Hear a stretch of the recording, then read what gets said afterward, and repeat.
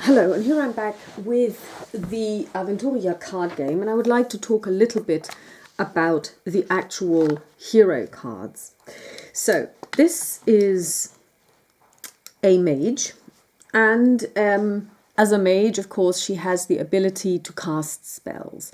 And this is of all of the abilities that she has, which is melee, ranged, and magic, of course, the one that she's best at with 14. And in DSA, TDE, you have to roll your score or less. So obviously on a D20, it's quite likely that you will hit 14 or less.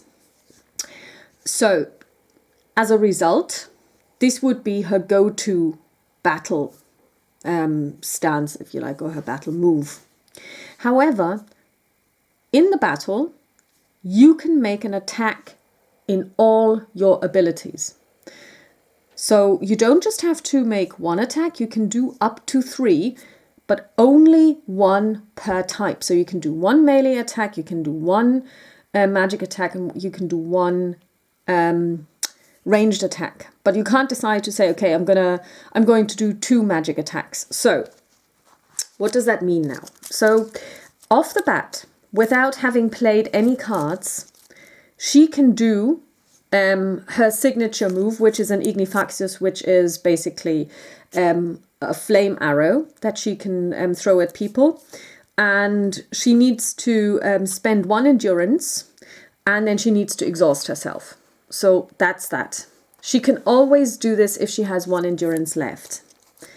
However, if we say, okay, we want to be able to do other things as well, so we don't just want to attack once per round, but maybe 3 times per round, we need to start building up an arsenal for her. So one possibility would be this card from her deck, which is a staff, and it works for melee. So if we give her that, she can also expend one endurance, exhaust the card, and then she does a melee attack. And then she can always do a magic attack as well. And if we also manage to put out this card for her, which is very expensive because it requires 4 endurance to put out, she can do a ranged attack as well. So if we had these 2 cards out, she can attack 3 times in 1 round. 1 her magic attack, 1 the short bow, and 1 the staff. However, there are other cards that she can use that give her more powerful spells. For example,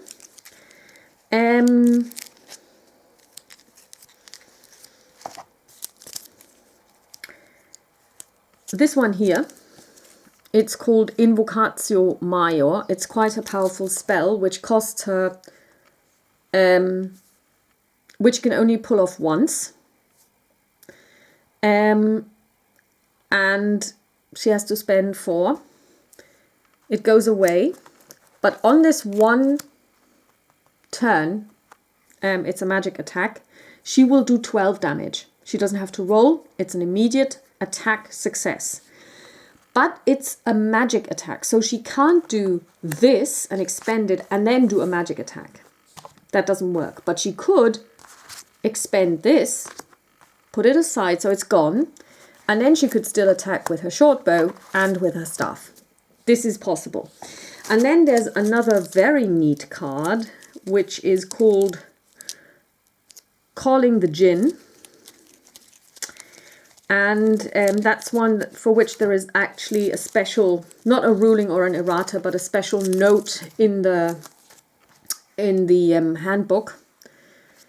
Because this is not an attack. So essentially, she can call this Djinn. She does a test against her magic skill, spends 1,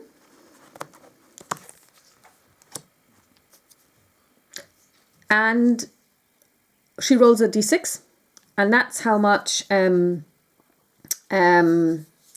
life points the other person loses. But she can still later on do a magic attack on the same round, because it actually says this is not an attack.